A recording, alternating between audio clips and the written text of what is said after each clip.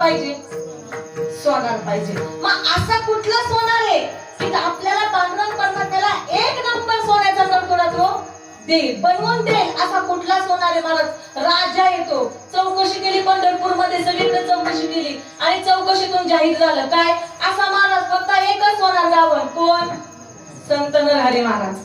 आता संत नरहरी महाराज राजाच्या महाराजांकडे आले. महाराजांना सांगितलं आम्हाला आमचा नवस फेडायचा आहे, आम्हाला सोन्याचा करतुडा बनवून द्या.